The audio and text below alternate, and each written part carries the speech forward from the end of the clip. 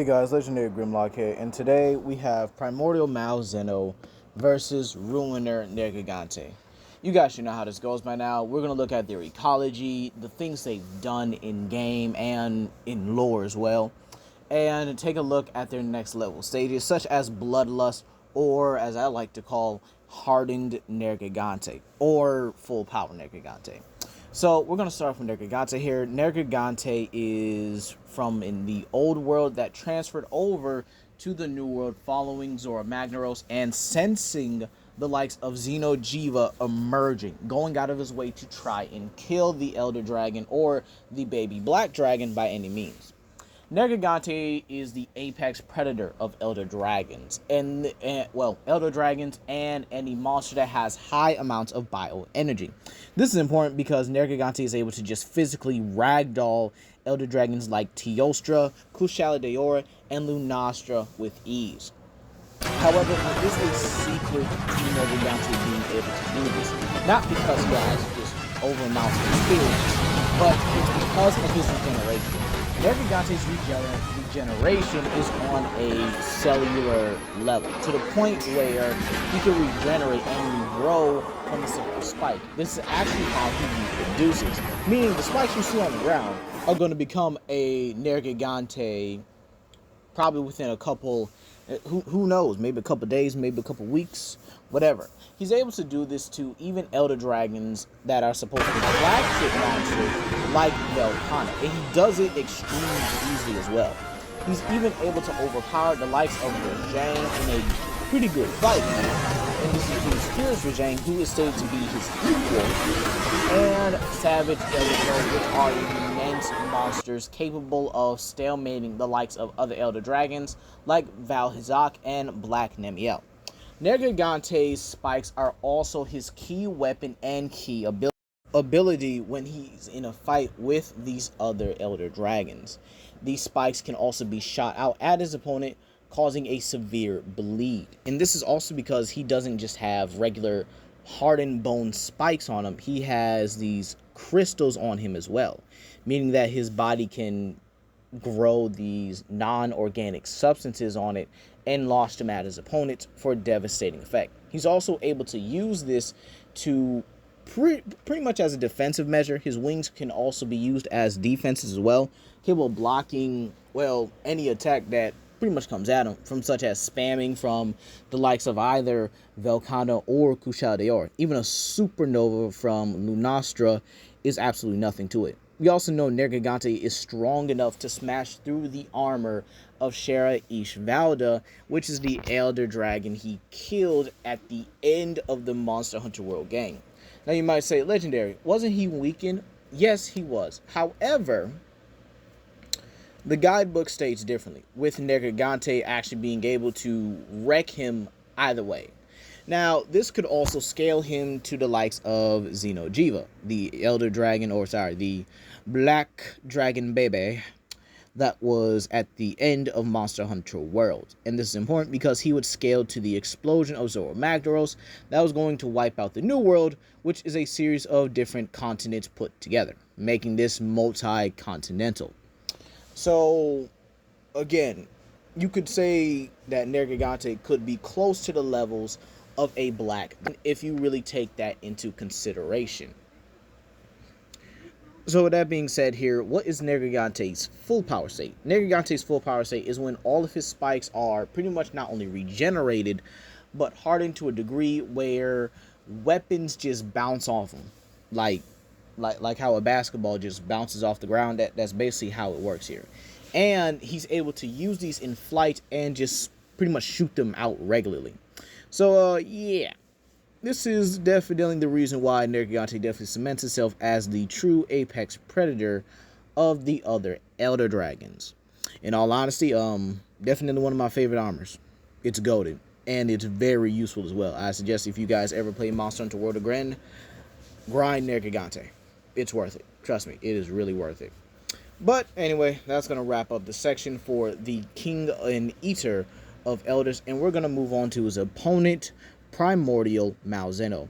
Now, Primordial Malzeno is the true form of Malzeno, or I should say the birth form, the origin form of Monster Hunter Sunbreak's Flagship. Now, the strength of this creature seems to be left in the air, but obviously we're going to scale him above regular Malzeno because that's just how it is here. So regular Malzeno was able to fight against Geismagorn and was able to, basically their fight was so titanic that they created a series of multiple craters that threatened to destroy the entire Kimura region. So their class was basically just it was just really good. It was really good. And Malzeno winded up winning. Whether that was through Cure Suppression or suppressing Geismagorn, we don't know. However, we do know that his turf war with Velkhana does actually help us scale him a bit further. With Primordial Malzeno, just straight up, yeah, he pimp slaps the mess out of him, uppercuts him, and then slaps him into the ground. Yeah, a lot better than what his vampiric form, if you will, actually does here, where he just stalemates Velkhana and they both get this giant explosion in their face. So in all honesty, yeah, I think it's pretty apparent that Primordial is definitely way more powerful than anything that he's trying to figure out what was I about to say? Oh, his regular Malzeno form was. Damn. He even does. You can even, if you really want to consider it, he does a lot better against Scorn Magnamalo. Kind of the same speed, but same turf war.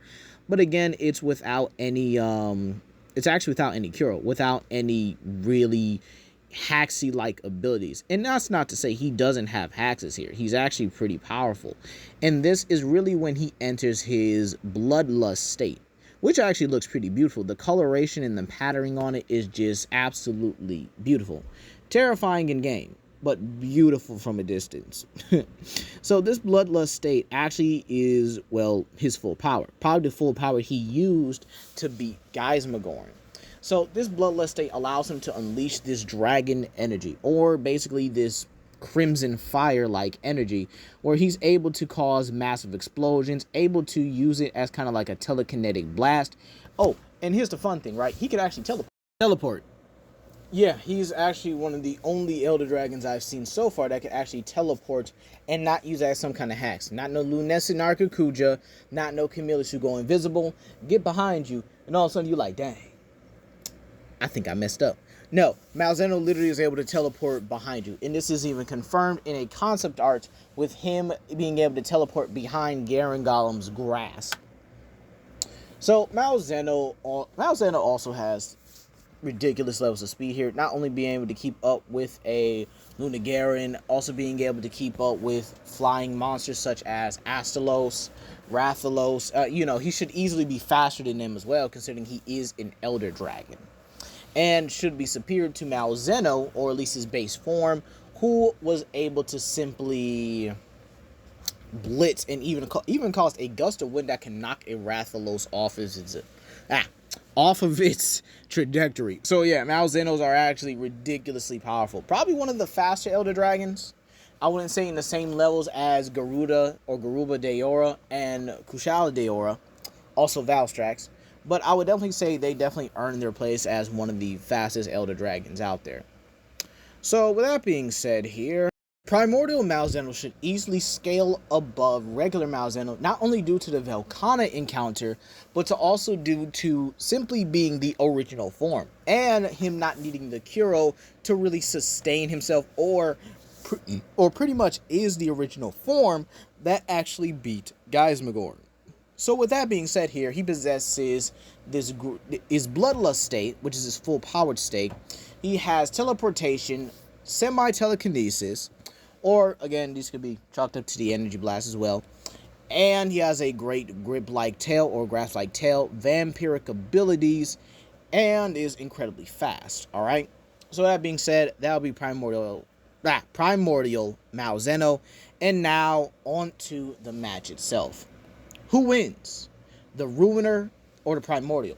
Flagship versus Flagship. The Vampiric Overlord versus the Eater of Worlds. And well, honestly, you can make an argument for either side, if I'm being honest here. Either side has some really strong arguments, in my opinion. I do think that It's not straightforward and simple, is what I'm trying to say. It's not straightforward and a simple wash in either one's favor. Yeah, you could say that the Velkhana encounter kind of cements it as maybe a definite win for Nergigante, because if you look at the encounters, for example, regular Malzeno, or basically the Malzeno we got, or Vampiric Malzeno, is actually putting in a lot more effort against Velkhana than Nergigante. And in all honesty, that could really be the deciding factor here. Because even with his primordial state, it's domination, you could say here.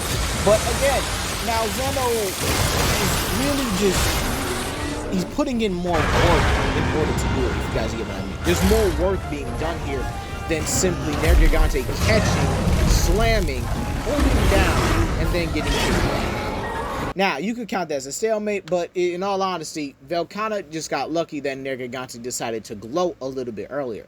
Now, I know some people are saying, wouldn't Malzeno scale above the Risen Elder Dragons? And yes, he would.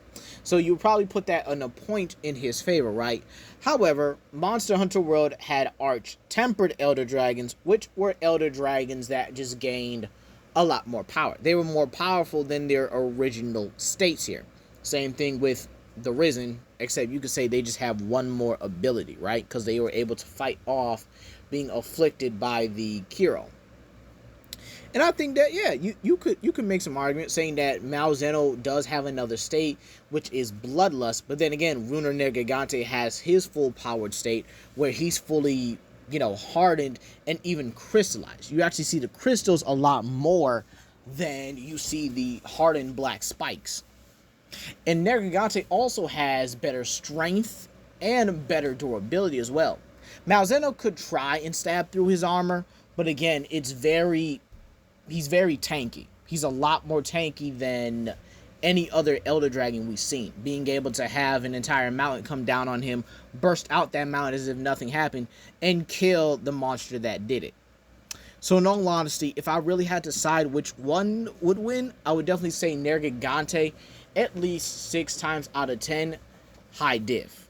Simply put here, Nergigante is a better physical fighter. Yes, Malzeno is the more skilled fighter, but Nergigante gets it done quick. He's going in there, basically grasping the Elder Dragon by the horns and slamming them into the ground to get that finishing blow. And if we're being realistic here, Malzeno really doesn't have a counter for Nergigante's regeneration.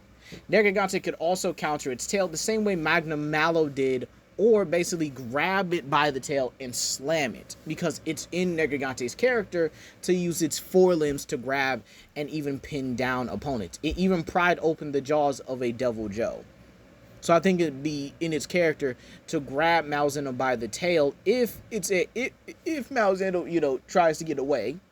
It might. But if it does try to get away, Nergigante can simply grab it by its tail, slam it, and then proceed to either rip it off or do some lasting damage to something like Malzeno's wings or something. So in all honesty, yeah, I would pick Ruiner any day of the week over Primordial Malzeno, but it's a very close matchup. Let me know what you guys think down below. Please comment, like, and subscribe, and share it with your friends. This is Legendary Grimlock, and I'll see you guys later. Peace.